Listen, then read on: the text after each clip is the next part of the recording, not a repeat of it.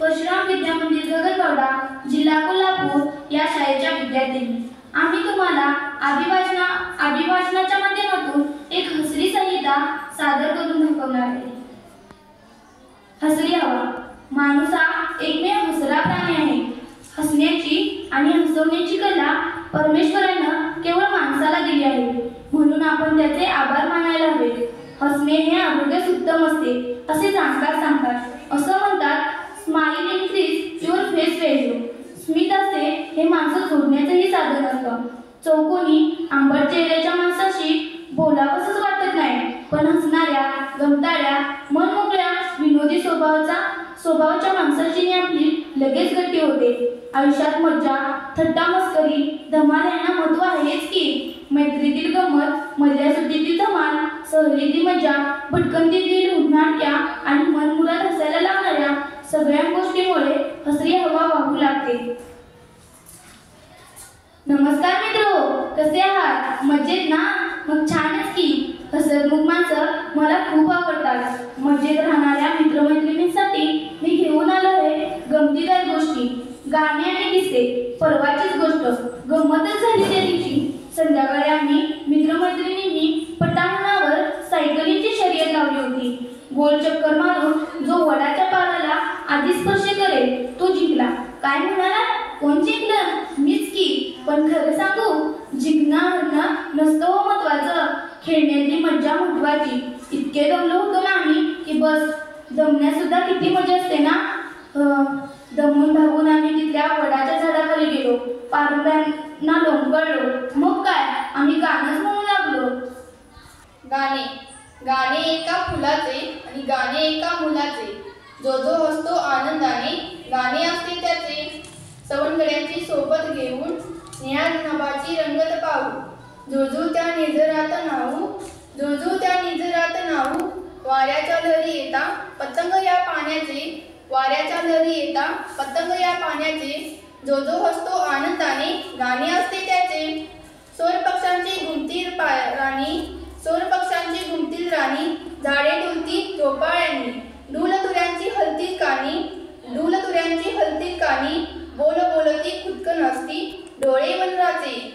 एक चाणी ढगात शिरली, एक चाणी ढगात शिरली, चंद्रावर पाखरे उडली, चमचम चांदी चोचीत भरली, शुभ्र पांढरे ससे बिलगले, अंगण झाले पिसांचे, जो जो हसतो आनंदाने, गाणे असते त्याचे, जो जो हसतो आनंदाने, गाणे असते त्याचे। गाणी म्हणतच आम्ही आपापल्या घरी गेलो। मी घरी गेलो तर आमच्या घराला होतं कुलूप। सायकल हाणून हाणून पाय इतके दमले होते की असं वाटलं आपले दोन्ही पाय म्हणजे कापसाच्या उशात आहेत की काय, ताकदच नव्हती पायात। एरवी घरी असणारे माझे आजोबा समोरच्या बागेत असल्याचं मला समजलं। मग काय, माझे कापसाचे पाय ओढत मी बागेत पोचलो। तिथं जाऊन पाहतो तर काय, आजी आजोबा रिंगणात उभं राहून सामुदायिक पद्धतीनं मोठे हसत होते। ए हा हा हा, ए हा हा असं ते पोट धरून हसत होते। त्यांचा तो प्रचंड हास्यावतार पाहून मलाही हसू यायला लागलं आणि मी किल्ली घेऊन हसतच घरी आलो। पोटभर असून झाल्यावर आजी आजोबा घरी आले। मी आजीला म्हटलं, काय हो सुहासिनी बाई, बरे आहात ना? होय, आजीचं नाव आहे सुहासिनी। आजी हसत म्हणाले, झक्कास। हसल्यामुळे कसं मस्त वाटते। आजोबा मात्र गंभीर चेहऱ्याने म्हणाले, हसण्याचा व्यायाम करतो आम्ही। मग मी म्हटलं, अहो असं खोटं खोटं असण्यापेक्षा मी तुम्हाला एक मस्त गोष्ट सांगतो, ती ऐका, माझ्या लाडक्या सायकलची गोष्ट। तशी आजी म्हणाली, ए पहा गंप्या, आधी हातपाय धु, शुभम करोती म्हण, खाऊ का, आणि मग काय ती गोष्ट बिष्ट सांगो। झालं।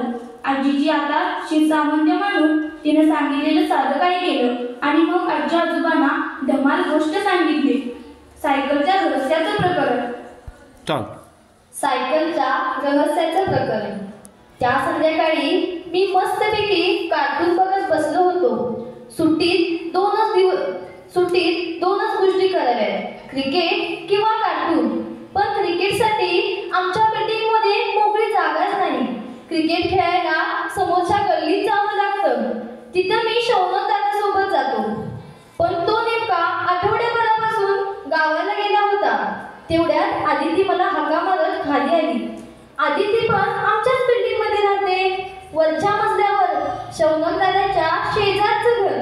ती माझ्यापेक्षा एक इयत्ताने वरची आहे, पण महत्वाची गोष्ट ही की ती हुशार आहे.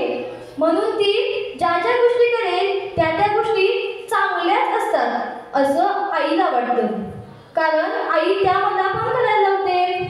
मला मात्र सुट्टीत छंद वर्ग जाण्याऐवजी स्वच्छंद राहायला अधिक आवडतं. काय झालं? मी टीव्हीचा आवाज म्यूट करत आदिती दिदीला विचारलं. ऐक ना, तू वॉटसन बनशील? आदितीनं विचारलं. वॉटसन? ते काय असतं? पागल, वॉटसन नाव आहे माणसाचं. Doctor Watson. तो कोण आहे? तुला शेरलॉक होम्स माहितीये? नाही, मी म्हटलं. आता नसेल माहीत मला शेरलॉक होम्स. म्हणून काय, किती भावळट आहे हा. असा चेहरा करायची काही गरज आहे का? पण नाही, अदितीनं अगदी तसाच चेहरा करत शेरलॉक होम्सची मला माहिती सांगितली. तो म्हणे गुप्तहेर असतो. खूप खून आणि चोरी सारखी प्रकरणे तो चुटकीसरशी सोडवतो. त्या कामात वॉटसन त्याला मदत करत असतो. आपण ही खरी खरी प्रकरणं सोडवायची, तपास करायचा. शेरलॉक होम्स सारखा. मला शेरलॉक होम्स सारखं निरीक्षणावरून अनुमान सुद्धा काढता येतं, आदिती म्हणाली. मला तिच्या तास कार्यात अजिबात रस नव्हता. विचार ना, मी कोणतं अनुमान काढलं ते? ती म्हणाली. कोणतं? मी विचारलं. साठी काकू गावाला गेले आहेत, आदिती उत्साहात म्हणाली. साठी काकू म्हणजे शौनकदादाची आई? त्यात काय? दादा आपल्याला आधी सांगून गेला होता. तसं नाही काही, मी निरीक्षणावरून ओळखलं, आदितीनं ठसक्या आवाजात सांगितलं. कसं काय? निरीक्षण क्रमांक 1. काकू आठवड्याभरापासून आमच्याकडे साखर, दही वगैरे मागायला आल्याच नाही. क्रमांक 2. काकांना मी एकदा हॉटेलमधलं पार्सल आणताना पाहिलं. क्रमांक 3. शौनकदादा नसल्यामुळे तू क्रिकेट खेळायला न जाता घरी नुसता टीव्ही बघत असलेला दिसतोस. एवढंच मी म्हणालो. मी तर हे सुद्धा ओळखलंय की तो उद्या परत येणार आहे. कशावरून? तिनं एकदम आश्चर्याने विचारलं. वस्तुस्थिती क्रमांक 1. तिनं आपल्या जाताना सांगितलं होतं.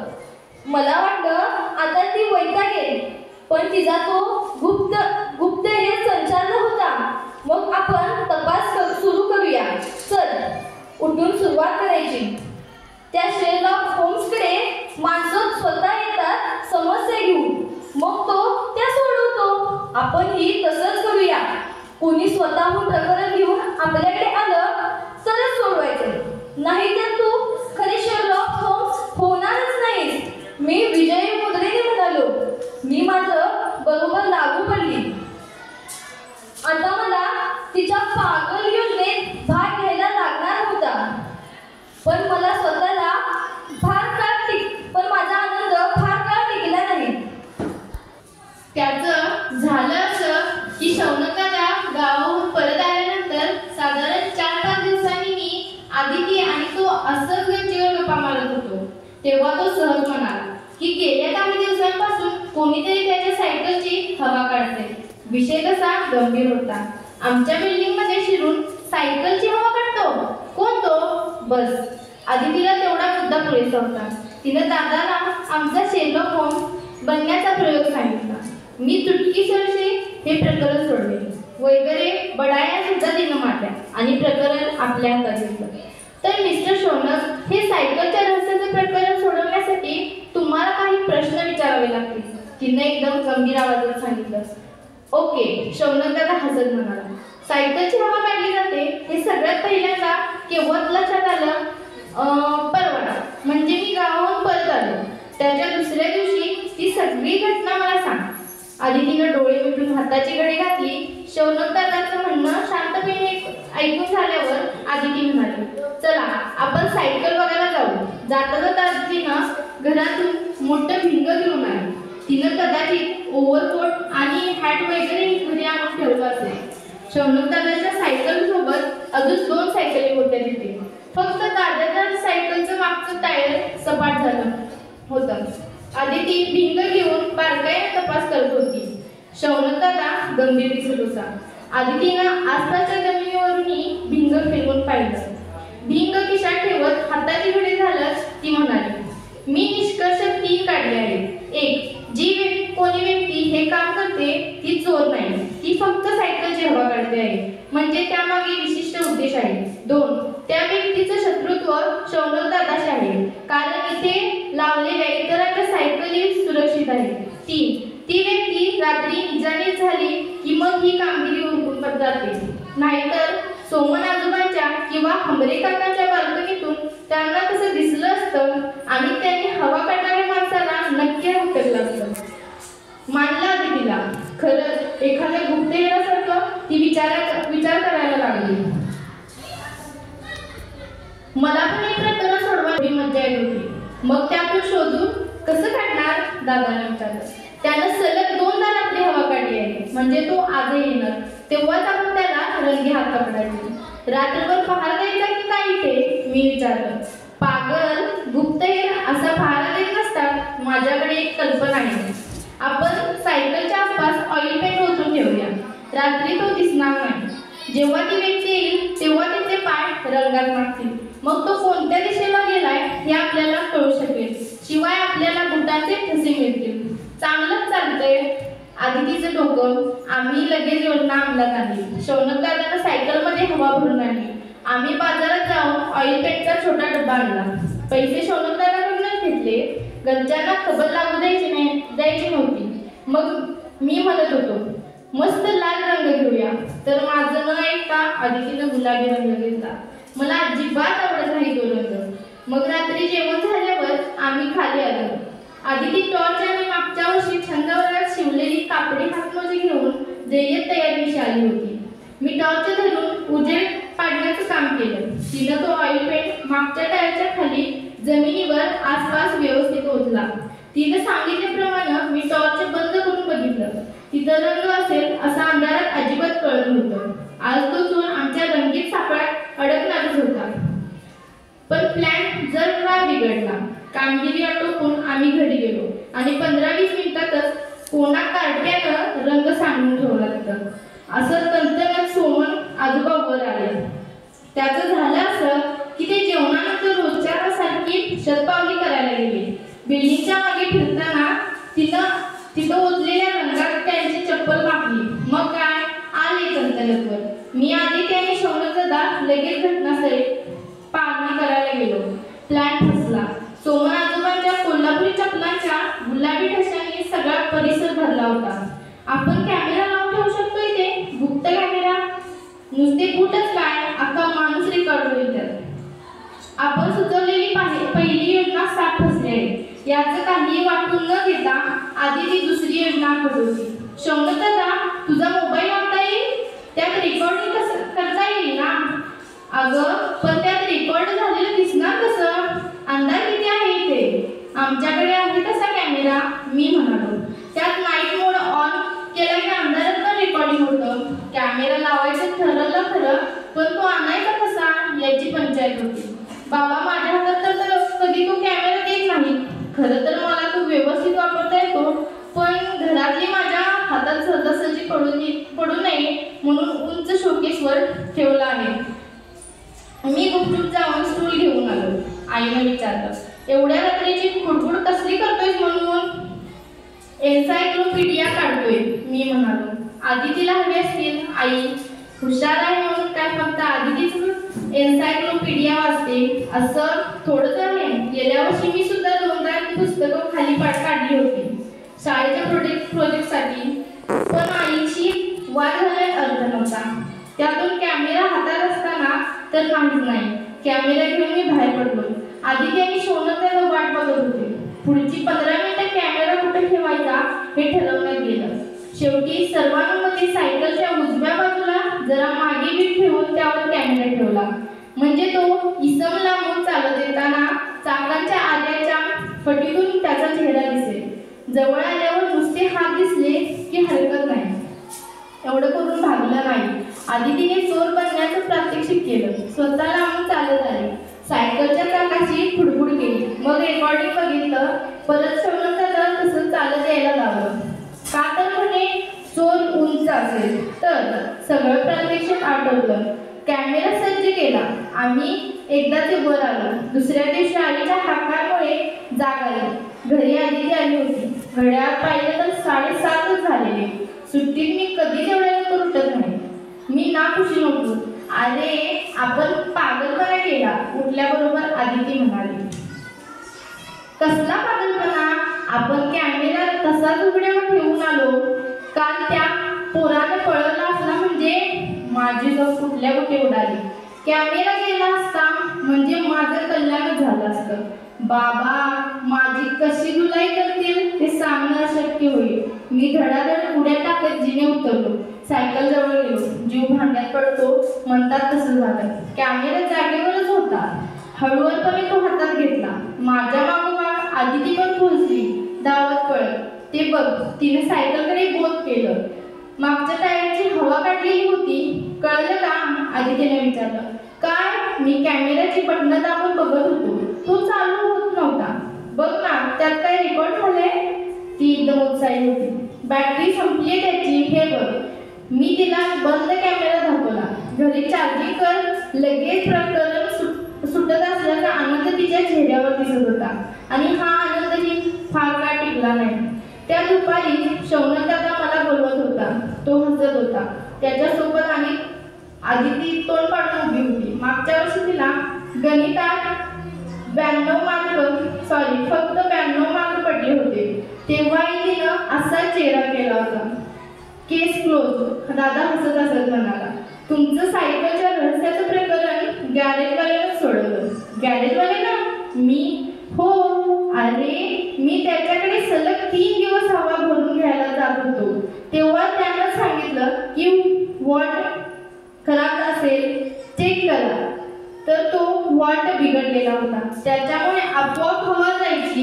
नवीन बसवून घेतली. मग दादासोबत मी हसायला लागलो. आदिती जास्तच वैतागली. खुशी, शेरलॉक होम्स आता वैतागत असेल नाही का? काय मजा आली ना गोष्ट ऐकताना. खरं सांगू, आपल्याला जशा गाड्या आवडतात तसेच प्राणी सुद्धा. कारण प्राणी जरी बोलत नसले तरी ते मूकपणे आपल्यावर प्रेम करतात, आपली सोबत करतात. कधी कधी तर असं वाटतं माणसांपेक्षा प्राणी शहाणे आहेत. प्राणी शहाणे आहेत की काय? चला तर मग ऐकूया शहाण्या प्राण्यांची मजेदार कविता.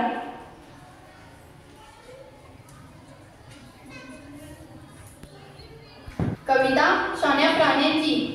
एकदा म्हणे मुंबईच्या राणीच्या बागेत खूप तिकिटे विकली. एकदा म्हणे मुंबईच्या राणीच्या बागेत खूप तिकिटे विकली. आल्या आतल्या प्राण्यांना खूपशी वाटली. आल्या गेल्या माणसांना वाचायला शिकली. माकडाच्या पिंजऱ्यासमोर चिल्लर कोरे बाळे हुप्प्या हुप्प्या हाका मारून करत होती चाळे. मोठी मोठी माणसेही नाक खाजवत खाजवत माकडोबाला टिपचत होती फुसकी शिळ वाजवत. माकडाला सुद्धा त्यांचा राग नाही आला. सुधारलेल्या वंशजांची गंमत वाटली त्याला. त्याच्या मनात मात्र पक्की खात्री झाली, शेपटी जाऊन सुद्धा यांना अक्कल नाही आली. माकडाला वाटले बाकी बरे झाले यार. माकडाला वाटले बाकी बरे झाले यार. आपण नाही झालो असला उगाच भुईला भात. वाघोबाच्या पिंजऱ्यापाशी घाबरत घाबरत काही. वाघोबाच्या पिंजऱ्यापाशी घाबरत घाबरत काही. माणसांची अस्मितेची उडाली होती बाई. माणसांच्या अस्मितेची उडाली होती बाई. वाघोबाने एका क्षणात वाचून टाकला पाडा. आणि बदला हा कोण आलाय भित्रा वेडा. आणि बदला हा आलाय भित्रा वेडा. याच्या अस्तित्वाची जरा कीव करा बरे. याच्या अस्तित्वाची जरा कीव करा बरे. अल्तुक पालतुकांसाठी गुरगुरणार नाही खरे. अल्तुक पालतुकांसाठी गुरगुरणार नाही खरे. पुढ्यातले लोक पाहून हत्ती दादा झुलले. 2 दात पुढे काढून सर्वांदेखत बोलले. होते. देवासारखे मस्तक आहे म्हणून करतात बाऊ, शहाणे आहेत खरे मोदक घालत नाहीत खाऊ.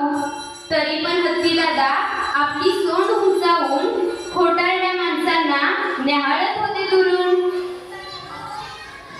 पिंजऱ्यामधल्या केसवलेल्या अस्वलीला पाहण्यासाठी काही बघे करत होती दाटी वाटी, काही बघे करत होती उगा दाटी वाटी. अस्वलाच्या मनात लगेच विचार आले नव्हे, यांच्या नाकात व्यसन घालून नाचायलाच हवे. आमचे काय रोजच पाय नाचतात छान, नाचतात छान. आमच्या 2 पायात नाही उरला राहायचा त्राण.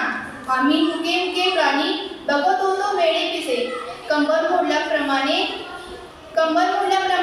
यांचे नाचणे हवे तसे. अस्वलेच्या विचारशक्तीत विरहित उरली सुरली. नाचणाऱ्या माणसांसमोर त्याने बैठकच मारली. जिराफाची उंच मान आपल्यासारखीच असेल, काहींना वाटेल शान जपल्यासारखी दिसेल. तसे काहीच नाही घडले. जिराफ दादाच बडबडले, मान गुपचूप खाली करा, बोलू नकाच उरले सुरले. मला सगळे ज्ञात आहे, बोलत नाही जादा कमी. मान खाली घालणार नाही, एवढीच तुम्ही घ्यायची हमी. आपण कशी हमी देणार प्रत्येकालाच वाटले. मग लोक माणसे जिराफाच्या पिंजऱ्यापासून फुटले. एक शिंगी गेंड्याच्या नजरेला नजर देत काही लोक बघत होते मोठे धूळ मस्त मजेत. गेंड्याला माहीत होते माणसामधले शक्ती सुख. खाण्यापिण्यात जन्म गेला तरी नाही लागली भूक. ताकदीचा नुसता आव गेंड्याला नकोच होता. शक्तिवर्धक चूर्णाची त्याला ठाऊक होती कथा. त्याने सरळ त्याचे शिंग जाळी बाहेर काढले. पळता पळता लोक पायात पाय घालून पडले. मोर तर ओळखत होते लहान सहान थोरांना, बगळेशाही पेहरावाच्या निगरगट्ट चोरांना. त्यांनी सरळ विसऱ्याचे बंद केले फुलणे. त्यांनी सरळ विसाऱ्याचे बंद केले फुलणे. शर्मेने सोडून दिले रंगीबिरंगी झुलणे. बाकी पक्षी मोरापुढे होऊन हवा दिल. मुक्या मुक्याच करू लागले खळूच किलबिल. त्यांना सुद्धा ठाऊक असे माणसातले काही. त्यांना सुद्धा ठाऊक असे माणसातले काही. बिचारांची चोच मात्र बोलू शकली नाही. थकली भागली माणसं अखेर बागेबाहेर पडली. थकली भागली माणसं अखेर बागेबाहेर पडली. पैसे फुकट गेले याची चिंता नाही जडली. पैसे फुकट गेले यांची चिंता नाही जडली. पिंजऱ्यातल्या पशूंनाही दिली नाही किंमत. पिंजऱ्यातल्याही पशूंनाही दिली नाही किंमत. त्यांना टिचायची नव्हती माणसांमध्ये हिंमत. त्यांना टिचायची नव्हती माणसांमध्ये हिंमत. पिंजऱ्यातल्या तेवढ्या थोडी करमणूक झाली. पिंजऱ्यातल्यांची थोडी करमणूक झाली. समोरासमोर त्यांच्या माणसंच वाचली. समोरासमोर त्यांच्या माणसंच वाचली. माणसांच्या अंगावरचे रंगच मात्र उडाले. फूल जसे कोंबून जावे तसे चेहरेच पडले. फूल जसे कोंबून जावे तसे चेहरेच पडले.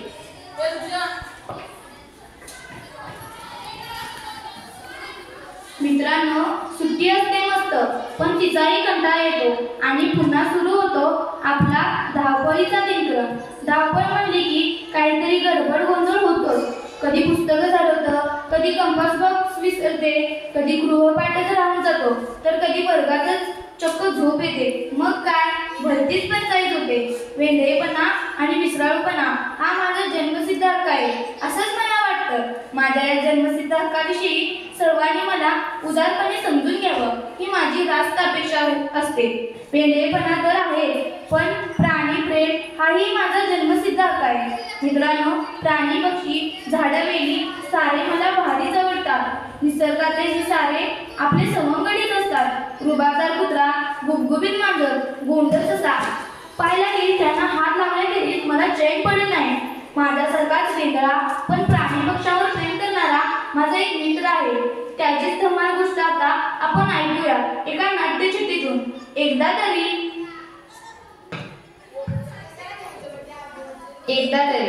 परीक्षेच्या कचाट्यातून सुटलोय की आईच्या ओरडेतून मुक्त झालोय नाही सांगता यायचं. पण काल परीक्षा संपली आणि आज मी अगदी उधळल्यासारखा झालोय.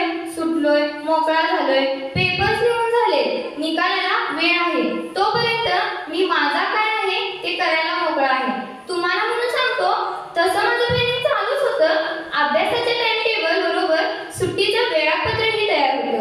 पुस्तकाच्या गट्ट्याखाली डाव्या बाजूला दडवून ठेवले ते. फक्त हे कधी ते अजून ठरवलं नाही, कारण तो रमुदाला मनावर अवलंबून आहे, कारण तो मला त्याची स्कूटी चालवायला देणार आहे. त्यामुळे आईस्क्रीम, भेळ, संभाजी उद्यान, शिऱ्यांची छत्री हे सगळे कार्यक्रम स्कूटीच्या तालावर अवलंबून आहेत. या प्रत्येक ठिकाणी जाताना आईच्या सूचनांची उंचला मला झाडून झटकून ठाकटीक करेलच, पण मलाही आता त्याची सवय झाली. विनोद, हर्ष, मयुरेश, अभिया आणि मी निघालो की हमखास हटके. बंटी, धडपणे परत या, खा प्या, मजा करा, पण जीव धोक्यात घालू नका. शौर्य पदक घेऊन आम्ही वाट पाहणार नाही, कळालं ना? मला सांगा, मी काय मुद्दा म्हणून ठरवून जीव धोक्यात घातलाय का? पण आमच्या आईला हे कळतच नाही. आज एकदा आजीच्या बाहेर सायकलवर एक पाय टेकून मी नुसता उभा होतो. इतक्यात प्रियाताईची सनी येऊन माझ्यावर धडकली. प्रियाताई घाबरून थरथरायला लागली, पण मीच तिला धरून तिच्या घरी नेलं, औषध लावलं. माझ्याही गुडघ्याला खरचटलं होतं. तसाच घरी आलो. आईला सांगितलं की माझी काही चूक नव्हती, पण आजी सुद्धा आईची री ओढते. तूच टार्गेट आहेस म्हणाली. आजी, टार्गेट म्हणजे नेमकं काय ग? ते लाटणार ओट्यावरचं. तुला अर्थ समजावून सांगते. आजीने कमरेवर हात ठेवला. अगं, मला खरंच ठाऊक नाही, तुझी शपथ. मला का मारतेस रे मेल्या? मला का मारतोस रे मेल्या? म्हणजे तशी आता माझी तयारी झाली, पण प्राजक्ताचं लग्न तेवढं पाहिजे आणि मग खुशाल. आजी, तू विषय भलतीकडे घेतेस. कपडे घातल्याच्या दोरीचा गळपास करून टाकला.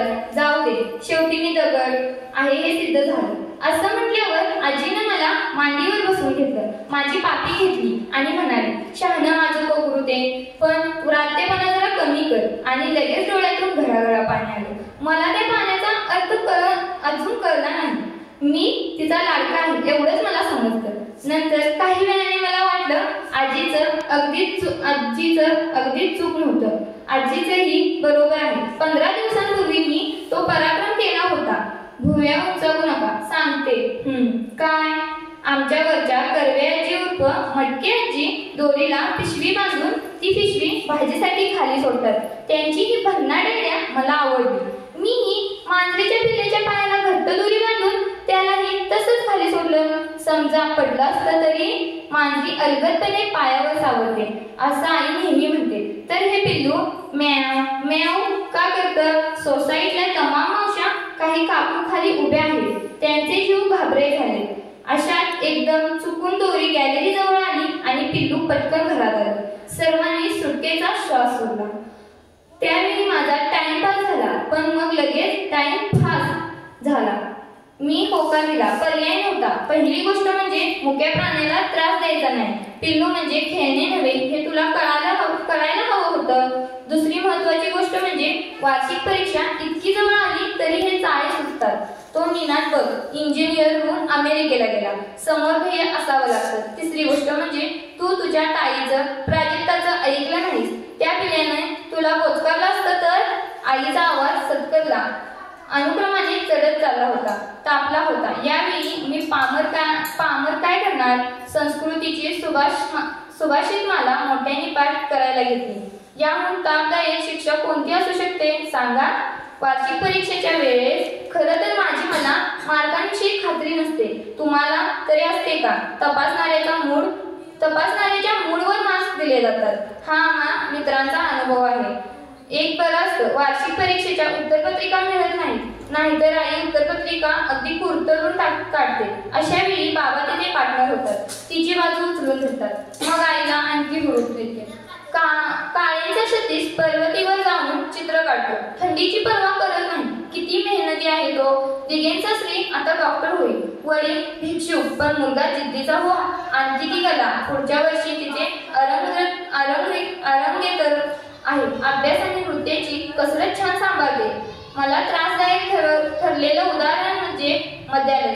हा मद्यालिकेचा अखंड पुस्तकात डोकं खुपसून बसलेला असतो आणि आई मला शरण व्हायला लावतो. परीक्षा झाली, मी सुटलोय, पण आता माझी खात्री पटली. मी सोडून जगातली सर्व मुलं कष्टाळू, जिद्दीची, आज्ञाधारक, शिस्तीची आणि बरंच काही आहेत. असू द्या, काय करणार. पण सध्या मी खुशीत आहे. अनुजा आणि आदिती माझे मामे भावंड. सुट्टी सुट्टीसाठी आले धमाल येते. सकाळी पर्वती, दुपारी कॅरम, पत्ते, बुद्धिबळ किंवा असंच काहीतरी. संध्याकाळी ट्रॅकवर पोहणं. लवकरच नाट्य प्रशिक्षण शिबिरालाही जायचं ठरवलं. आई खुश आहे. विशेष रागवत नाही आणि फारशी उदाहरण देत नाही सध्या तरी. मगाशी मी पर्वतीवरून आलो आणि बेलवर हात ठेवणार इतक्यात माझ्या कानावर आईचे शब्द आले. आदिती, किती लोळतोस? उठ, उन्हाला अंथरून आण. अनुजा, तूही उठ. 8 वाजेपर्यंत अंथरून पसरलेली नकोत. घरी कुणी येतं जातं. तुमचा भाऊ गणती कसा हाकेसरशी उठतो आणि पळायला व्यायामाला आवडीने जातो. त्याला रोज रोज काही सांगावं लागतं का? शिका त्याच्यापासून हा गुण. सुट्टी त्यालाही आहे. चला उठा. बापरे, माझी आई माझं उदाहरण माझ्या मामी भावंडांना देत होती. म्हणजे तिच्या लेखी मी बेन वाजवली. दार उघडणाऱ्या आईच्या गळ्यातच पडलो. आईला काही उलगडणार. मी मात्र खुश झालो. आईच्या मनातली भाव समजून चुकलो. आई माझ्या केसातून गोट फिरवते. घामजलायस म्हणू दे. पण हे आईने दिलेलं माझं उदाहरण मी ऐकलं. हे आमच्या आईला अजिबात सांगू नका, नाहीतर. तर अशी ही मजा एका मांजराची. मित्रांनो, शाळा आणि अभ्यास या चक्रातून विरंगुळा मिळावा म्हणून आमचे मुख्याध्यापक आणि शिक्षक बऱ्याच गोष्टी करत असतात. एखाद्या कार्यक्रमात ते एखादा चांगला वक्ता बोलवतात. त्या वक्त्याकडून आम्हाला चांगले विचार ऐकायला मिळतात. कधी काव्यलेखनाची स्पर्धा, तर कधी चित्रकला स्पर्धा. कधी कथाकथन आयोजित करतात, तर कधी रात्री आकाश दर्शनाला घेऊन जातात. एकदा आमची सहल गेली होती एका जंगलात. निसर्गाच्या कुशीत जणू आम्ही विसावलो होतो. इतकी मजा आली ना की काय सांगू. अशीच एक मस्त निसर्ग सहल आम्ही मुलामुलांनी या सुट्टीत आयोजित केली. मित्रांनो, तुम्हीही चला ना आमच्या बरोबर. येणार तुम्ही? येणार तुम्ही? जाणार कुठे? डोंगर वाटा नेतील तिथे. सोबत काय? पाठीला धोपटी, झपझप पाय. निघायचं कधी? सूर्याचा रथ निघण्याआधी. उतरून घाट झऱ्याला पुसत पुढली वाट. हिरव्या राणी पानोपानी मंजूळ गाणी. थांबायचं केव्हा? जमेल भागेल जीव तेव्हा. खायचं काय? कांदा, भाकर, ठेचा हाय. निजायचं कुठे? चांदण्या बघता येतील तिथे. येणार तुम्ही? नका दौडू संधी नामी. मग काय मित्रमैत्रिणींनो, येताय ना निसर्ग सहलीला? चला तर मग ठरलं. उद्या भल्या पहाटे 5 वाजता पटांगणावरल्या वडाच्या झाडापाशी भेटू. तिथूनच सुरू होईल आपली सहल. आता मात्र मला निघायला हवं. Tata, bye bye. धन्यवाद द्या. धन्यवाद.